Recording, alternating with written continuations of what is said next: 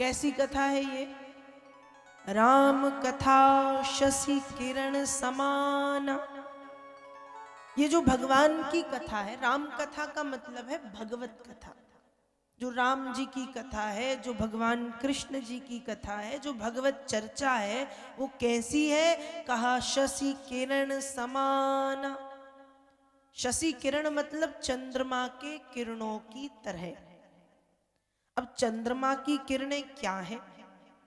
कहा जो चकोर नाम का पक्षी है, उस पक्षी को चंद्रमा की किरणें शीतलता प्रदान करती, और केवल उसे ही नहीं, संपूर्ण समस्त मानव जाति को चंद्रमा की जो किरणें हैं वो शीतलता प्रदान करती हैं।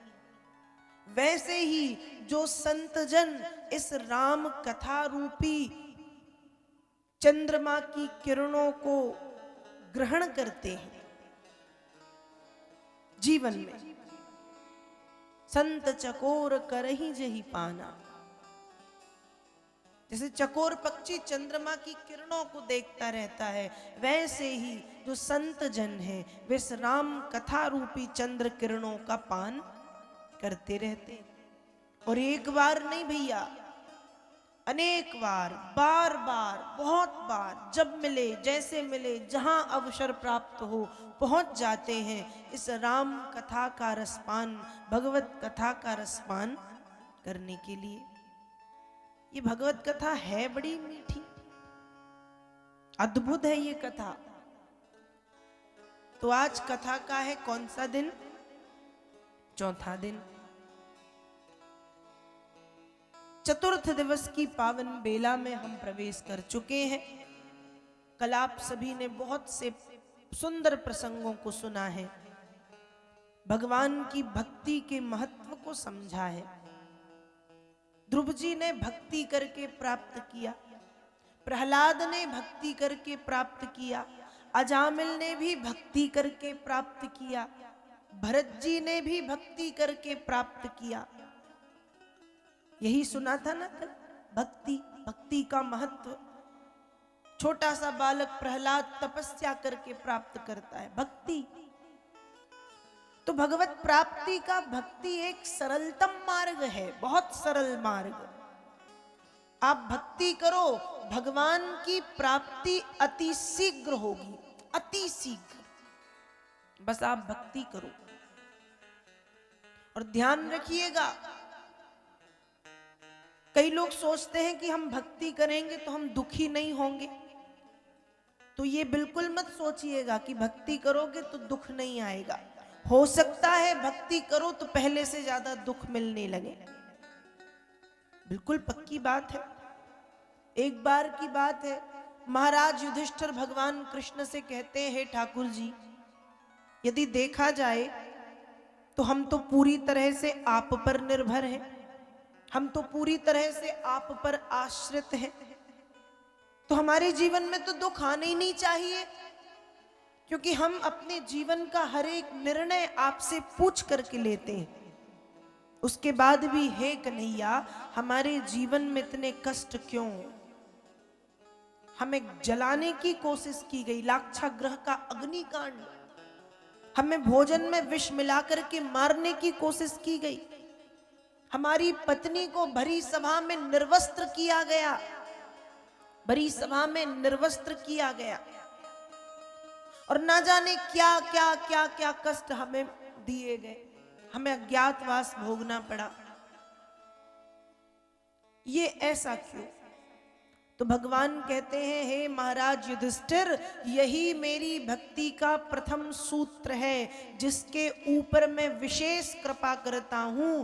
पहले उसे कष्टों में डाल करके उसकी परीक्षा लेता हूं।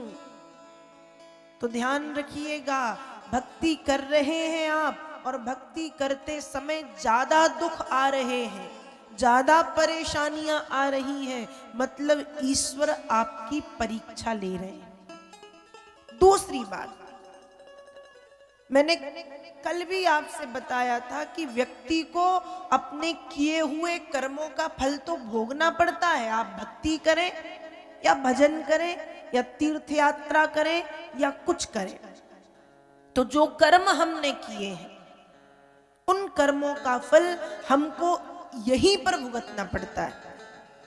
इसलिए हमारी कोशिश यह रहे कि हमारे कर्म बड़े अच्छे हों, हम बहुत अच्छे कार्य करें, हम शुभ कार्य करें, हम सद कार्य करें, हम अच्छे कार्य करें, क्योंकि प्रत्येक मनुष्य को अपने किए गए कर्मों का फल निश्चित रूप से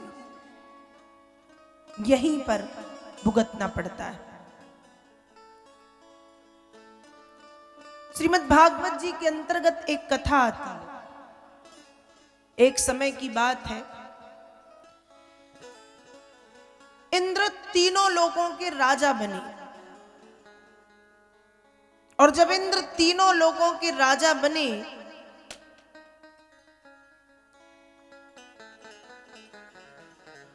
तो राज्य पाकर के इंद्र को अभिमान आया। एक दिन देवराज इंद्र अपने राज सिंहासन पर बैठे थे, अप्सराएं नृत्य कर रही थी, अष्टवसु 49 मरुदगण, 11 रुद्र, 12 आदित्य इंद्र की सभा में उपस्थित थे।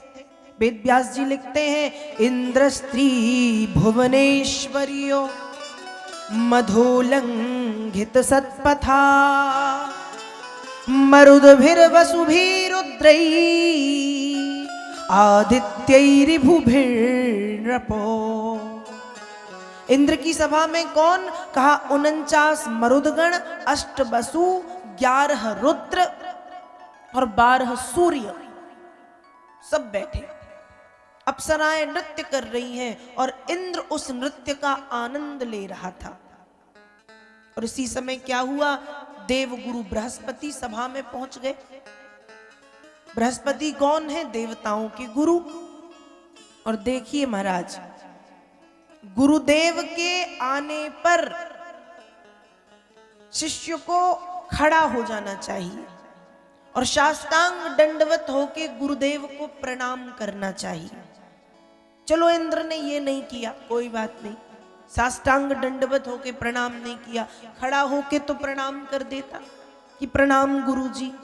वो भी नहीं किया। चलो वो नहीं किया तो ये तो कह देता कि आइए गुरुजी आइए, ये भी नहीं किया। इंद्र तो अपनी सिंहासन से हिला तक नहीं, क्योंकि वो अभिमान में इतना ज्यादा चूर हो गया था। और ध्यान रखिएगा, जब व्यक्ति को अहंकार आता है तो व्यक्ति एक बार नहीं, विवेक भ्रष्टानाम भवति विनुपातः सत्पतः। अहंकार के कारण विवेक भ्रष्ट होता है और व्यक्ति एक बार नहीं 100 बार मुख के बल गिरता है, उसका पतन होता है। अहंकार हम ना करें। इंद्र को अहंकार है, गुरु जी के आने पर भी आसन का त्याग नहीं किया, प्रणाम नहीं कहा, एक बार ये तक नहीं कहा कि आइए गुरु जी बैठिए। देवगुरु बृहस्पति ने कुछ भी नहीं किया, ना कोई बात की, ना कुछ उत्तर दिया, ना अपशब्द कहे, ना श्राप दिया, कुछ भी नहीं। बस देवगुरु बृहस्पति ने तत्क्षण उस सभा का त्याग कर दिया। और जैसे ही उस सभा का त्याग किया है, उनके त्याग करने से ही इंद्र आदि जितने देवता हैं सब श्रीहीन हो गए। राक्षसों के स्वर्गलोक में राक्षसों ने अपना अधिपत्य स्थापित कर लिया। इंद्र आदि देवता यहां वहां मारे मारे फिरने लगे। तब इंद्रादि देवता ब्रह्मा जी के पास पहुंचे और ब्रह्मा जी की परिस्थिति में अपना विस्तृत वर्णन किया कि ब्रह्मा जी ऐसी ऐसी बात है। पहले तो ब्रह्मा जी ने देवताओं को खूब फटकार लगाई। किस बात की? कि जब देवगुरु बृहस्पति सभा में आए थे तब तुम्हारा ज्ञान कहाँ गया था? क्या तुम तब गुरु के ज्ञान को, गुरु की गरिमा को, गुरु के महत्व को, गुरु की क्षमता को, गुरु की योग्यता को भूल गए थे? क्या तब तुम भूल गए थे कि गुरु के बिना किसी का उद्धार नहीं होता, चाहे वह ब्रह्मा क्यों ना हो, चाहे वह शिव क्यों ना हो, और चाहे वह स्वयं नारायण क्यों ना हो। गुरु के लिए कहा गया है गुरु ब्रह्मा गुरु विष्णु गुरु देवो महेश्वरः गुरु साक्षात परब्रह्मो तस्मै श्री गुरवे नमः। रामचरितमानस के बाल कांड में गुरुदेव की वंदना में तुलसीदास जी लिखते हैं, वंदे बोधमयम नित्यम गुरुम शंकर रूपिणौ। क्या लिखा है? गुरु शंकर रूपिणौ। गुरु किसका स्वरूप है? कहा गुरुदेव भगवान को शंकर रूपिणौ, भगवान भोलेनाथ का स्वरूप कह दिया। और ऐसे गुरु के आने पर इंद्र ने प्रणाम भी नहीं किया, तो बात तो गलत है।